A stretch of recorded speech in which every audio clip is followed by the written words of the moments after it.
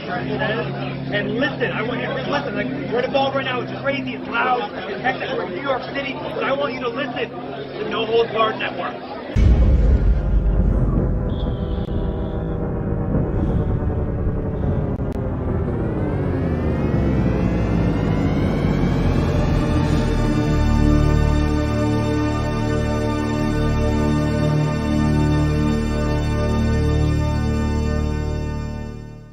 Enough is enough.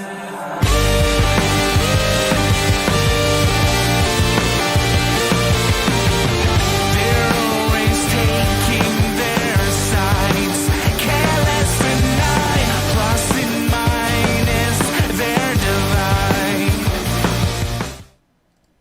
Hey guys, welcome back to the No Holds Barred Network with another episode of Under the Ropes. I'm your host as always, the EVP of Giggles, the Heartbreak Chick, the Queen of the Indies, Tiffany, and I'm joined by the Law Ray Ramundo, and today's special guest, Danny Limelight. How are you?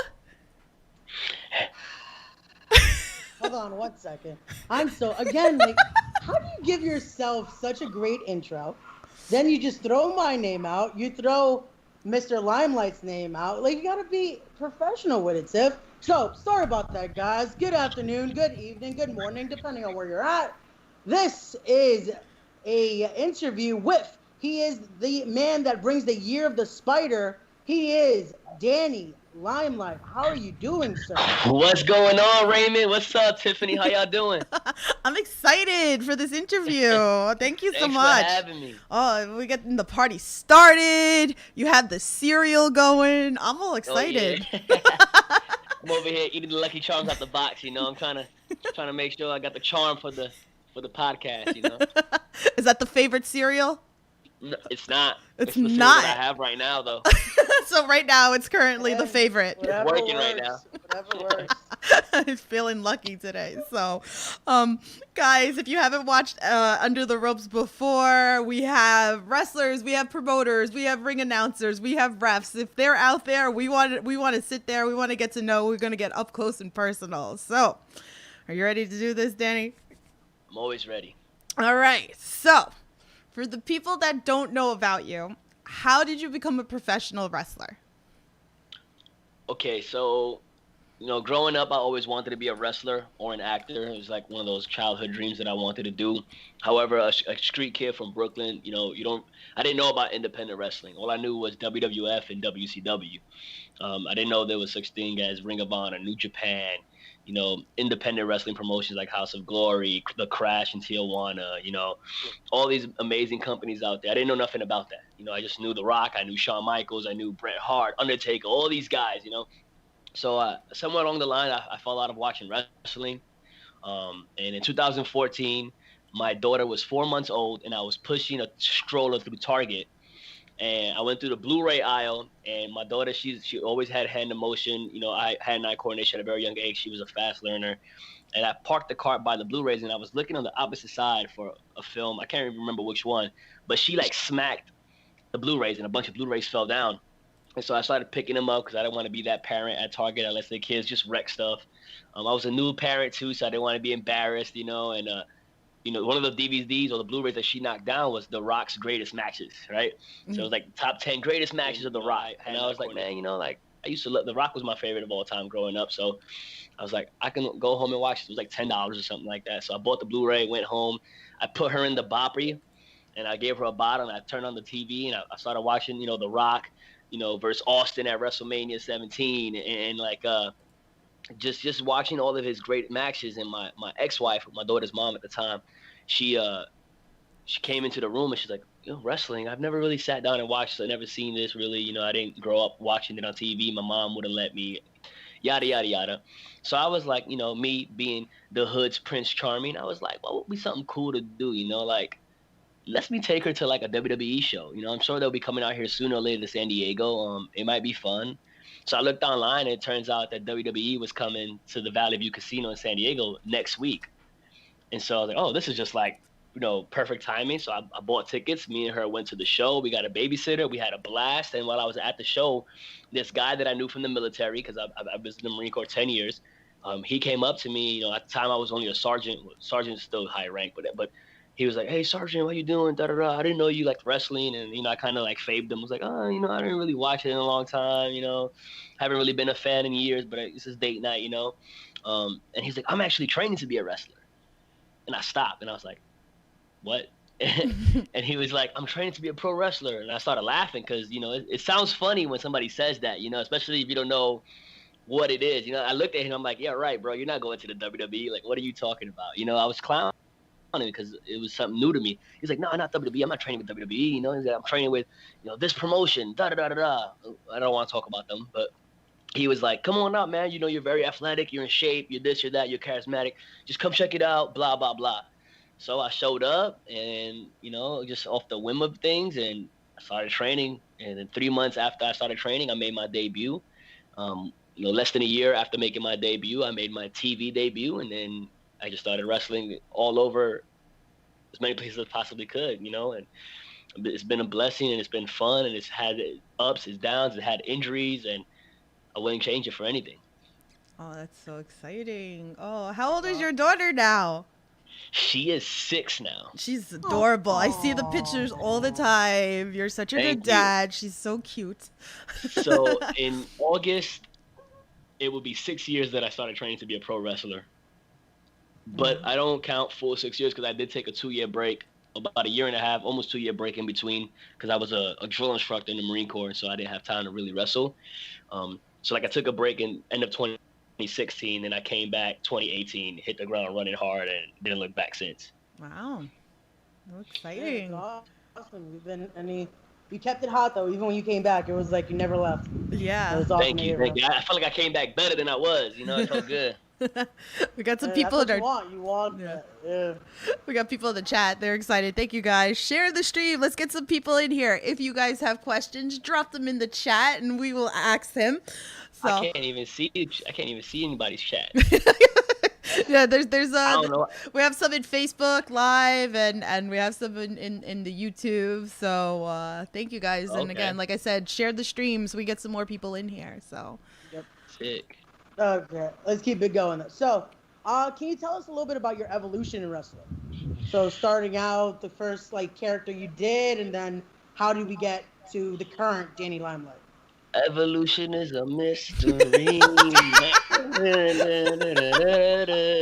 That's like one of the best songs. I've always been Danny Limelight. The first name I selected when I wanted to be a professional wrestler was something that I wanted to represent me, wanted to be catchy, wanted to look good on flyers, wanted to be marketable, wanted to represent New York. And when I was selecting this name, the only thing that I could think of, I knew I wanted to be involved the bright lights of New York City, that high, fast-paced lifestyle, that luxury living, that flashy, cocky mix of all of that stuff. And all I could think about was Biggie Smalls. Now I'm in the limelight because I rhyme tight. Time to get paid, blow up like the World Trade, And I was like, okay. And then I thought, when I heard Limelight, then I thought Kanye West. And she'll do anything for the limelight, and we'll do anything when the time's right, Yes. So I was like, okay, that Limelight is tight, The original name that I was thinking with, because I didn't want to use my first name, I wanted to use my middle name was Lewis. So I was like, Live Lewis.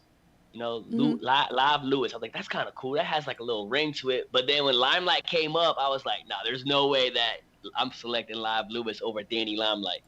And so I ran with Danny Limelight. And originally, I was wearing tights, bootleg tights. I didn't know where to get wrestling gear made at. Nobody educated me. So I was literally buying women's leggings. But I was getting the flashy designer kind of leggings. So I would have cool patterns like Tetris coming down or Deadpool on them, or New York City skylines, or my tights were tight. They were expensive tights, leggings. They weren't tights, they were leggings. They were nice designer leggings. And then I was like, oh, what if I got these leggings cut and sewn and made them into short shorts kind of. And I try to mimic my character over a mix of The Miz and Mayweather. And I was able to put both of those cocky SOBs together, be a loudmouth, arrogant douchebag. And it was rocking for a little bit. And then people in the fans that would show up to the shows, they started watching me more, and they started seeing what I can do. And I'm just naturally athletic. I have a background in parkour, I have a background in stunts, martial arts, all these things and just running the rooftops in Brooklyn playing manhunt growing up. So I naturally in shape and fit, and I was fit because of the Marine Corps, and they started cheering for me. And as a heel, you don't want to be cheered, and I wasn't trying to like get them to cheer. I was just doing things that were innovative, that was different, that somebody who wasn't in the shape that I was in can do, and it kind of caught like a good little reaction from the crowd. And so I was like, I guess I got to go this way with it now. And I started being like the little baby face and stuff like that. And at some point, I changed my gear. I got professional gear made, and then Dave Marquez from Championship Wrestling from Hollywood, and I love that man. He was like, hey, we want to bring you up to Hollywood for TV. We want to partner you with Seville, and we want you guys to be Los Primos Rivera. And I was like, as long as I'm keeping my last name, I'm good. So then it was like Danny Limelight Rivera for TV, for Championship Wrestling from Hollywood. And I ran with that, and from there I was wearing like the short biker shorts kind of, but it was Puerto Rican style, and we came out with the Puerto Rican flag, and we would just talk shit and like do all types of like reckless stuff in the ring, and it was fun, it was cool. But then on the independent scene, I was like still doing Danny Limelight, so I was still doing my flashy stuff and not really wearing the Puerto Rican flag all the time. And then, I kind of went away for a little bit, and when I came back, I like hit the ground running as Limelight. I didn't rock the Puerto Rican flag. It was very much just babyface, doing all this stuff that I knew how to do. And then 2019 hit, and it just felt like one of those years, like it just felt like I had built enough momentum on my comeback. I won all these championships in my first year back, and I felt like 2019 was going to be my year. And from all the athletic stuff that I was doing in the ring, like the fans, they were calling me Spidey Limelight, Spidey Limelight, Spidey Limelight. And so I was like, you know what? Like, if they know me, they know that Spider-Man is my favorite. Like, I resonate very well with the dude. So, it's the year of the Spider. And all my gear, I switched my gear like every month, and it was just different. It was trunks. I went to trunks now, so I was no more tights, no more shorts. It was trunks, and it was different types of spider gear. Like different kind of spiders with some different variations of the comic books. So I had, the red and blue. I had the symbiote Spider-Man. I had the Captain America hybrid with Spider-Man. I had the Spider-Man 2099. I had the Iron Spider. I had all types of, Future Foundation, all these different kind of gear patterns I was getting made by Samantha Packer. Shout out to Samantha Packer. She turns my gear around in like 3 days. I have new gear when I call her. I love that woman. Wow. She does all my gear. Nobody else does my gear but Samantha Packer. She's awesome. I love her. Thank you to Samantha. And so I started rocking the year of the Spider, and things started going really, really well for me. And then at the end of the year of the Spider, I separated my shoulder wrestling, and they told me I was going to be out for 6 months. But, when you're a Spider, you got those radioactive genes. So I came back 1 month after separating my shoulder, and I started wrestling again. But, I didn't let it fully heal the way it should. So that people see, like right here, you can see the little bone coming out right here. It's still separated, but I got full range of motion. I'm lifting weights. I'm lifting as heavy as I used to. And I'm grinding. When I came back, I said, you know what? It's time to go back to what I believe really started getting me the bookings that I wanted, which was playing that loudmouth Puerto Rican on TV, as part of Los Primos Rivera. And I was like, you know what? Like, I'm going to go back, but I'm going to still stay true to who I've evolved into. But now I just want to solely represent Brooklyn and Puerto Rico.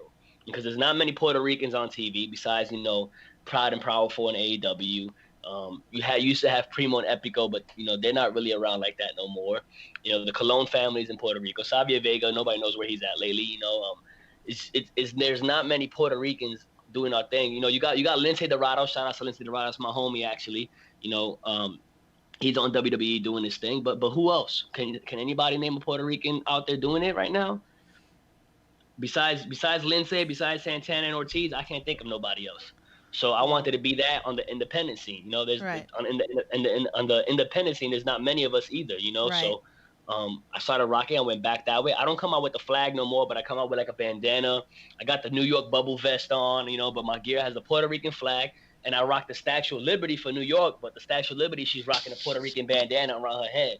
Yeah. So I keep it real New York, real Boricua, and that's the evolution of Danny Limelight. I don't call it the year of the Spider no more. I just talk my stuff, and everybody else that got a problem with it, push your shit up in the ring.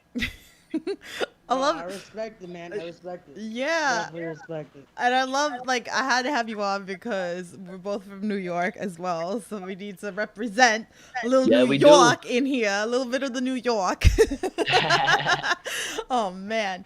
I I kind love of it. lost my accent. I love it. See, you got to come back over to New York so we could come and we could cheer. Oh, wait. We got to boo you, right? Like, you know? No, whatever. Man. Actually, right now, because I came back, I kind of, I'm kind of on a face run right now. So yeah, so I'll definitely be there. Then I gotta be front row. I'll be cheering, but like I cheer the heels too because I'm like that. So but that's just me. So, but I feel it. Okay, so we have a fan tweet from our friend Okay. RJ. He said, "If you can create a faction with yourself included, who would it be and why?" If I could create a faction, from, like, can I select anybody, Anybody, from like anywhere? anybody. Oh shit. Okay. Got to keep you on your toes around here. You Okay, know? so I'm gonna shout out one of my homies, Matthew Saw. Okay. He's a huge wrestling fan. We were in the Marine Corps together. And he always envisioned oh, if I could pick anybody to be in a faction with you, it would be you. You know, it would be Velveteen Dream. He said it'll be who's the other guy? Who's the other? I think it was John Morrison. And somebody else. I can't remember who he said, but he would always pick me and these other three guys that will always be the ones that he would want in his faction. So shout out to him for always doing that. But for me, if I had to pick somebody, I think it would be cool if it was me, Santana, and Ortiz. And we was like just running through on some rugged Puerto Rican, New York shit, because we all New Yorkers. And we were just running and taking no prisoners. I think that would be tight. Be good for the culture, be good for the city. And if I'm thinking of like just a dream faction, me, The Rock, Randy Orton, and Adam Cole off the top of my head. Okay. I think that would be very, very, just some pretty boy ass whooping, loudmouth street talking, guys that could back it up in the ring. That would be, The Rock's my favorite of all time. Randy Orton, I love that dude too. He's a great man. I've actually had the pleasure of sitting down talking to him about some stuff because he has the Marine Corps background and then transitioning into wrestling, same path I'm taking. And with The Rock, starting as a wrestler, transitioning into acting, and that's what I'm doing now. Between wrestling, acting, and everything that I'm doing in Hollywood. So that would be my faction. Awesome. I mean, I don't know if that's a cool answer or not, but that's what I would do. Oh, I like it. There's no I'm wrong just answer here. imagining the promos now from that faction though. Y'all would all just want to hog the mic though. Yeah. Get some. Yep. You'll get some chanclas. And he's laughing at me. Yeah, can you just imagine me, Ortiz, and Santana running around with chanclas Yes. and the belts, Yes. whipping everybody's ass? I'm for this. Let's make this happen. I'm so excited. Everybody just tweet AEW. We want to see Limelight with Ortiz and Santana. There we go. There we go. I want to see this. I really. Oh man, I'm thinking about the basket that was going on The AEW. basket was hilarious. It's So so accurate too though. Right? So It really is. Oh my goodness, it's too funny. So, but so let's move on. So congratulations on congratulations in order for getting the opportunity to wrestle for New Japan's LA Dojo for the Lions Break Collision. Thank you so much. Oh, I'm so excited for you. So, can you tell us a little bit about how that came to be? Yeah, absolutely. First, again, we're gonna go back to Mr. Marquez, David Marquez from Hollywood. Shout out to him. I would have never met Rocky Romero if he never brought me on to CWFH. And I met Rocky one time and we immediately clicked. His last name and mine. We just had so many things that we rocked with. Him being Latino, me being Latino, smaller guys. With the swag and stuff like that, and we clicked very well. We kept in touch over the years. I met him about 5 years ago, a little less than 5, maybe like 4.5 years ago. I met Rocky for the first time, and we kept in touch, just homies, showing love on the internet. I'm a big fan of showing love, and he had invited me out, to the New Japan tryout that they had in the fall. And I went out there. I got to tag team with Mysterioso against the Regal Twins. Shout out to all three of those guys. Shout out to Mysterioso. Shout out to the Regal Twins. They're talented dudes that need more people talking about them. And we had a good tag match at the tryout. Rocky gave me his real critique, real feedback. Told me why he liked. Told me what he wanted me to fix. And he just showed me love. And he said, I like what we saw. We like what we saw. Yada yada yada. We want to bring you out. and quarantine happened, so it delayed the process. But I feel like time is everything, and I think it's God's plan that this was the time to call me up, and I got the call, and I came out, and I got to wrestle for New Japan Pro Wrestling, and I got to wrestle 2 people. I had 2 matches that are going to be airing next month, and amazing time, super humbling experience. It was an honor and a privilege to share the locker room with a lot of those guys like Jeff Cobb, who's a good friend of mine, Brody King, Bateman. You had, Carl Fredericks there, Ryan Taylor, just a bunch of the TJP. Shout outs to TJP, that's my homie. A lot of people in that locker room that I respect, and it was just a great time overall. Oof. I'm excited. I can't wait to see this. Oh, I mean, I want to tell y'all who I wrestled, but I can't. No, I know you can't. We're not gonna ask that. We know. But I will tell you this: it was a fire match with someone that I really respect and has done it all in this business, in my opinion. I've wrestled him before, and I can't say nothing. Okay, don't say anything. Okay. I can't say nothing No, else. I can't say nothing else. The only thing we're gonna say is that we're gonna share it when it comes out, and you guys better watch it. Okay, guys? Yep. Like that. That's it. Exactly. That's all we're gonna say. That's all we're gonna say. That's all we're gonna say. That's great. Gotta keep them on their toes. Yeah. Okay, so let's keep it going though. So, could you describe your relationship with Gino and your time as Los Primos Rivera? Los Primos Rivera was one of the most fun. I've never wanted to be in a tag team ever. I always felt like I had the talent to be by myself. But when the idea was brought to my attention by once again Mr. Marquez and Angelo Trinidad over at Hollywood, I couldn't think of anybody else better to be in a tag team. Someone who we look alike. Not we look alike because I think I'm better looking. Shout out to Gino. No hate, brother. But I think I'm the papi chulo in the group. We complement each other very well in terms of looks, ideas, design, build, and we had the chemistry. It was natural. There was no, oh bro, what do you want to do today? No. It was time for a promo. We walked up, looked at each other, and we just fed off each other, and we just went, and we just mouthpiece. It was a fun time. I wish things would have lasted a little longer. I wish things went a little bit differently than the way it ended. But I will say that me and Gino on good terms again. It's all love on this side with me. I know it's all love on him. We had the conversation. It was fun. We got to travel around, do some things. Made our debut in Arizona. We wrestled in San Diego. We wrestled at Hollywood on TV together. It was a fun time. It was something that could have been something special. I think it was still special for the time that it was. And hey, if I ever see him, if I ever need to call my primo up for something, I'm sure he'll be there. So. Oh, it's great. Oh man. So I love this question. What's the best piece of advice that another wrestler has given you? Work smarter, not harder, brother. No. Let me think. Best piece of advice. I don't know. I've been fortunate enough to like hang around the tree of a lot of great talent. Speaking with TJ Perkins, working with Lil Cholo and Mariachi Loco, training with them, sitting under the tutelage of Paul London, working with John Morrison, who's a great friend of mine, real friend of mine, and I think more recently it would be with working with Morrison and training with Morrison and him telling me that, you and I have similar styles. You have the parkour background, you have the stunt background, you have the athleticism, the charisma, the energy. You don't get tired, you don't blow up so fast. But he was like, just know when to use that, when to exert that, and understanding who you're in the ring with, so that you don't make them look bad, and everything makes sense, stuff like that. But it and it's just, and it is true. Work smarter, not harder. Even though everybody jokes about that, it's the truth. I find myself now doing a lot of things that I differently than I used to do in terms of my body, in terms of longevity, and wanting to stay in this game a little bit longer. I've been in seminars with, Adam Cole and Roderick Strong, Al Snow. I've sat under and listened to some of the best to ever do it. And I'm blessed for that. And they always say amazing things. They always drop these gold nuggets. And it's just applying it, you know. So anybody could give you the best advice, but if you're not putting it forward, putting it into action, then it doesn't matter what they tell you.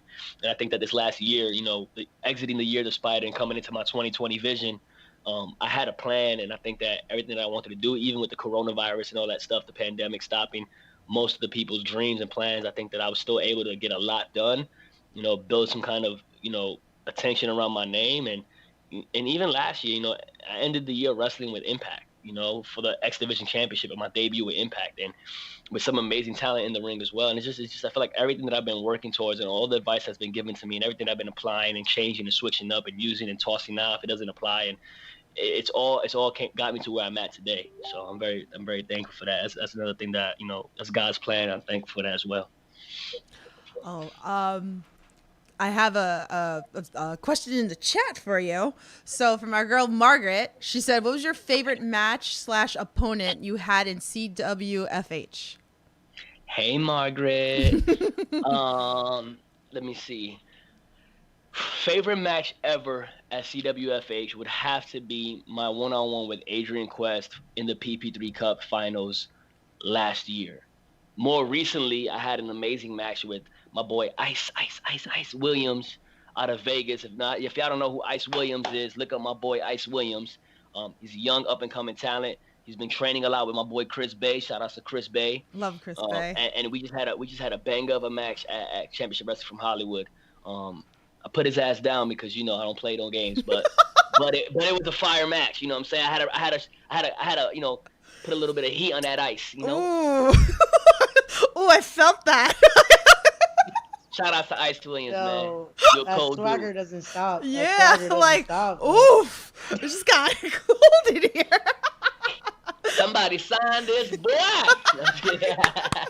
I love it. All right, let's keep it going. So, like you mentioned, you're a New Yorican, so you're from our tri-state area. So have you been keeping tabs, though, on the New York indie scene? And if you have, is there places you look forward to maybe working, or is there anyone that you would want to face? You know what's that? That's me knocking on the door of any promotion that has who they think the best talent is that wants to step into the ring with me. That's what that is. Ooh. Anybody that answers this door, I'll be there. House of Glory, you know, Chaotic Wrestling, you know, Limitless Wrestling in Maine. I don't care. Anywhere. New York Wrestling Connection. I've been to CCW. I wrestled at CCW, but I'd love to go back. Let's do CCW. I don't care where it's at. IWW, I made my New York debut at. I've wrestled for XWA several times. I'll go back to XWA in Rhode Island any day. And I'm just, you know, I'm hungry and I'm willing and I'm able to take on whoever want it. You know, there's some guys that I want to wrestle out there. You know, shout out to Casey Navarro. I see you, homie. I see you grinding. I want to work with you. That's just the one person off the top of my head out there. You know, JT Dunn, my boy JT Dunn. That's a brother of mine. I love that man to death. Shout out to JT Dunn. We ain't never had a chance, you know, to wrestle, but we done went to the zoo together and shit like that in San Diego, you know? You know what I'm saying? But it's love. It's all love. And I want to get in the ring with JT. I've wrestled Ace Austin. I'd love to get in the ring with Ace Austin again, you know, even though he's over at Impact. And just anybody, any hot talent that wants to throw down, I see my stuff and want to work. Let's work, man. Let's skip the talking. Let's skip the small play. Let's get straight to it. Get the booking going. Catch my flight and let's get it. Ooh. It's funny though. You mentioned your boys TJP. Last time I checked, at a certain promotion, he's the current Crown Jewel champion. Ooh, name it. What promotion is that? Survey says. Promotion I work at, House of Glory. Oh, House of Glory. You hear me, TJ Perkins? We wrestled once, twice. Let's do it again. Yeah. Nice to know ya. Let's do it again. Maybe third How time. we did it in the... Oh. Maybe third time's the charm there. Who knows? Third time's a charm. Let's throw down. Ooh. We get It's nice to know ya. Let's do it again. I'm loving this interview. I really am. JP, I'm coming for you. Typical New Yorker. I love it. Okay, so do you have any pre-match rituals that you do? Ooh, you know what's crazy? This is only the second time I've been asked that question ever, Oh, and okay. the first time it was like 2 days ago in the last interview I did. Oh. And like I'm so excited to tell Oh, this good. because Yay. I don't ever like really get asked this question. Yes, in 2014, October 11th, I made my debut. That day I was with my daughter early in the day. I can't remember what we were doing, but I was getting ready because I was super nervous and stuff like that. And she was only 6 months. She was almost 6 months old, so she was still on a pacifier. Matter of fact, hold on 1 second. Uh-oh. Oh, I don't know if I should be scared or what. well, I guess we do the Jeopardy. She was still on a pacifier. I showed up to the show, started getting dressed and stuff like that, and when I pulled my gear out, her pacifier was in my bag. Oh. And so like I looked at it, and it's crazy because like her name is Khaleesi, and it's a little baby dragon with a bow, right? And so I looked at the pacifier, and I was like, oh, it's like an all chewed up pacifier and stuff like that. I was like, I'm just gonna keep this in my gear bag, She was a baby. I wasn't gonna put it back in her mouth ever because it was in my gear bag and germs and stuff like that. So before every match, I always take the pacifier out, the same pacifier that I've had for almost 6 years now in my bag, same gear bag. And I always kiss it and I pray and I thank God for her. I thank God for everybody that comes to the show, and I thank God to keep me alive in the ring and keep me and my opponent safe and stuff like that. And that's my pre-match ritual. I just grab the pacifier, and I love it's that. been there ever since. Oh, that's a beautiful story. Yeah, That's I love amazing. that. Thank you for sharing that with us. Oh man, I love it. We have another fan tweet from our friend Kenny. He said, Okay. "Who was your favorite wrestler growing up?" If you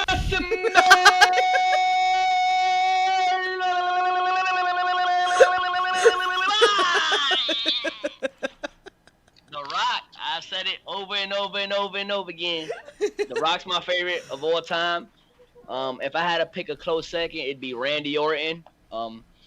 Yeah, man. But lately, if we want to talk lately, I like watching my homie Angel Garza. Ooh, I okay. wrestled with Garza at the Crash, and just something about him that oozes charisma, oozes swag. Shout out to my boy Garza. I like watching his stuff. I love watching my boy Morrison do his thing, but it's pretty cool growing up, like seeing like Morrison's evolution and stuff like that, and being a fan of his, and then getting to meet him, work with him, be in a movie with him, thanks to him for bringing me on set to be a part of his film, do all the stunts for the bad guys. So yeah, but the all-time is The Rock. Awesome. There Awesome. you go. Love it. The people's champ. There you go. So let's keep it going though. So you've gotten the opportunity to work on shows such as The Crash and Triple A. Can you describe the culture though? How is it compared to shows here in the States? Ooh. The wrestling Oh, culture. I love that question.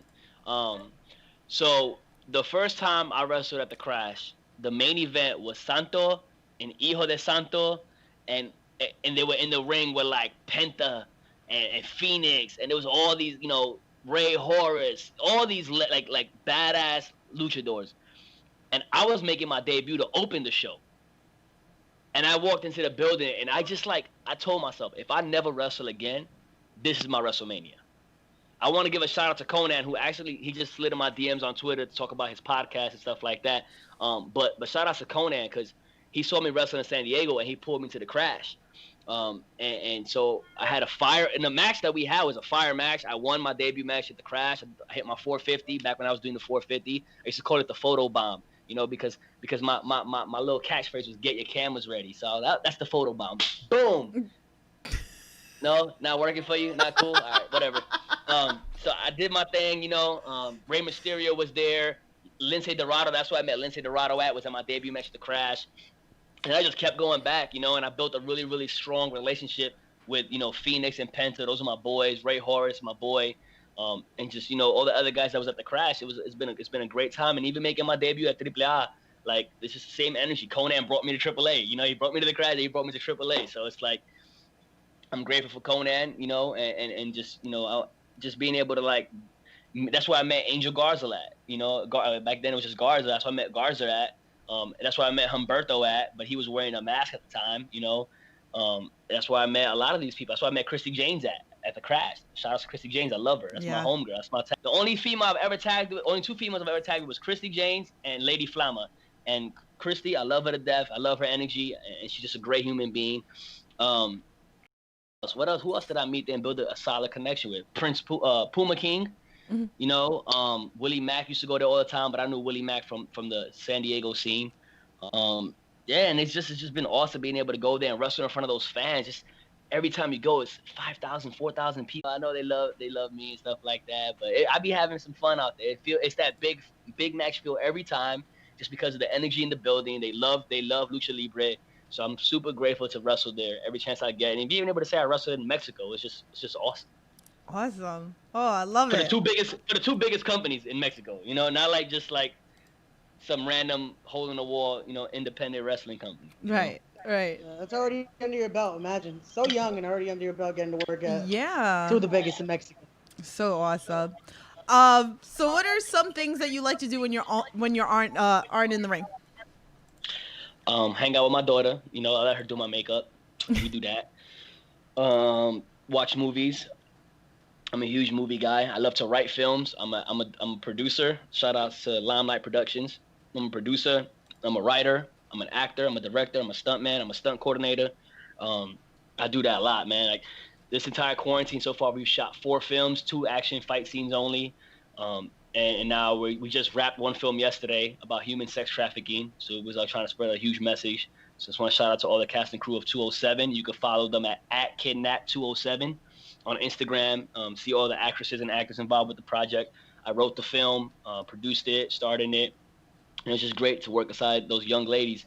And just now we got 3 more films lined up that I already finished writing that we're going to be shooting the next month and a half. So I like to do that, you know, work out, of course, post thirst traps on Instagram and do dances on TikTok. I do that stuff. And I like to cook, too. I like to cook. Ooh, so, what's your dish? I like to have fun, you know. Oh, Puerto Rican food. My favorite dish to cook is pork chops and tostones. Oh, with my rice God. and beans with avocado. But like when I have like a big date. Keep going because we're still Let's keep recording. going. We don't need to stop. Yeah, I'm here we're gonna keep till- going. Don't stop till 6 in the morning. This is why we record, just in case as well. Yeah. Okay, so go ahead, Ray. You're up. No, but wait. First question though, you gonna put me in a movie though? This face belongs in a movie. You gotta come out. You gotta come out to Cali, man. You know, Huh? you gotta come out here to Cali. Oh man, We'll talk after. We'll talk. My people talk to your people. we Alright. out. We out. As long as your people talk to your other people to get me the House of Glory. See,